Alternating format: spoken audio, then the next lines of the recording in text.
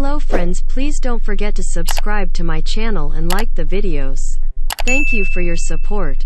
They're feeling a little pressured at the factory down in Marysville, Ohio, where Honda has built Accord since 1982. Until this all-new 1998 Accord went into production, this U.S. factory had always been able to rely on Japan to send in extra Accords if demand exceeded supply. Problems on the assembly line? Pick up the phone to Japan and order some Accords.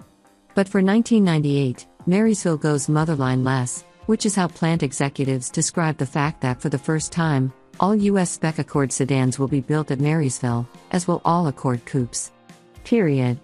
If that's not enough pressure, consider this: the coupe and the sedan share only one major exterior part, the headlights, and surprisingly few interior parts.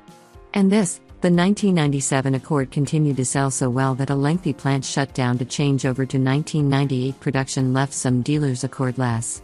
Finally, the Home Office gave the U.S. factory just 20 days, beginning August 19, to go from full production of 97 models to full production of 98s, that's 1750 cars a day. But no one at Marysville seemed worried. This is, after all, Honda. And the plant has been preparing for this 1998 model since January 1993, that's before the redesigned 1994 Accord was introduced.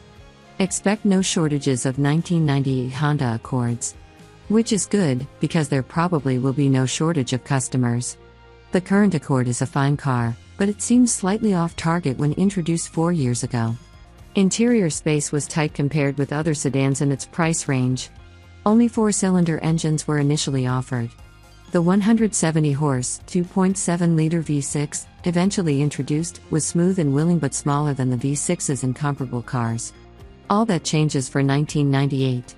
Virtually nothing has been carried over. There's a new body, a new platform, a new interior, and a new single overhead camshaft 3.0-liter V6 with VTEC, Honda's variable valve timing system we've liked on every Honda and Acura that has been so equipped. Whereas VTEC engines in the Prelude, Integra, or NSX have provided a noticeable kick-in-the-pants sensation when a certain RPM was reached under hard acceleration, the Accord's V6 has a more family-friendly, linear power delivery. It delivered our test Accord LX to the end of the quarter mile in a respectable 16 seconds flat, at 88 miles per hour. Acceleration from 0 to 60 miles per hour took 7.7 seconds. A Toyota Camry V6 we tested in August did the quarter in 16.2 seconds at 86 miles per hour and the 0 to 60 sprint in 8.0 seconds. The last Accord LX V6 automatic we tested, November 1995, posted 16.8 seconds and 85 miles per hour for the quarter and 8.4 seconds for 0 to 60 miles per hour. Power from the new Accord V6 comes on so smoothly, thanks in part to its intuitive electronic 4-speed automatic transmission, which is much less obtrusive than before, that at the end of the freeway merge ramp, you'll glance at the speedometer and be startled to learn you're traveling some 15 miles per hour faster than you thought. At 80 miles per hour, the Accord feels so stable and hunkered down that you'll want to lobby for another speed limit increase. Apart from a little wind noise from the outside mirrors, the Accord sedan is world-class quiet. Suspension-wise, this new Accord becomes less compelling. In a straight line, on typically rough Michigan interstates, the ride is more jarring than expected, with expansion joint impacts transmitted to the driver through the steering column and pedals. The suspension design, unequal length control arms up front and multi-link at the rear, with gas pressurized shocks, remains similar to that of the previous model. The LX now gets a rear anti-roll bar, previously available only on the X. With the all-weather Michelin P205/65 R15 MX V4 radials, the Accord sedan corners without drama, as family sedans are wont to do. It's efficient, but not much fun. The Michelin's yowl when pressed, giving up in predictable increments as typical front-wheel drive understeer ensues. Back off the throttle, and the Accord snaps back in line, as it's supposed to. Skid pad performance was a competent 0.78 grams, same as that of the aforementioned 1997 Camry LA.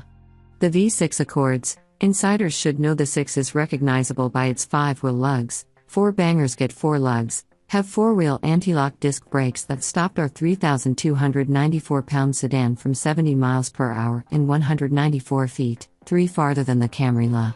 Anti-lock brakes are optional on all DXs and on the bread-and-butter 4-cylinder LX. They're standard on the V6 LX and Deluxe X.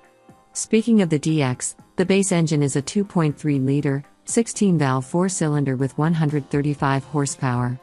The optional 4-cylinder engine is the same displacement, but with VTEC and 150 horsepower. The bump in the 4-cylinder displacement from 2.2 liters in 97 to 2.3 for 98 was accomplished by using thinner cylinder liners in the aluminum alloy block. The 135 horse 4 is available in the DX and LX, the VTEC 4-cylinder and the V6 can be had only in the LX and X. All engines can run on regular gas. 4-cylinder models get the choice of a 5-speed manual or a 4-speed automatic transmission, but all 6s get the auto box. The DX gets 14-inch tires and wheels, the LX and the X get 15 inches, with alloy wheels standard on the X. None offers traction control. Inside, the Accord LX sedan offers no surprises. Comfortable, supportive seats, a nice instrument cluster, built for the V6 sedans and coupes by Ford, incidentally, while Delco, which is owned by GM, supplied some electronics, a thoughtful control layout, tasteful if understated cloth and vinyl trim. Despite a high belt line, visibility is excellent, and the big windshield adds to a feeling of roominess.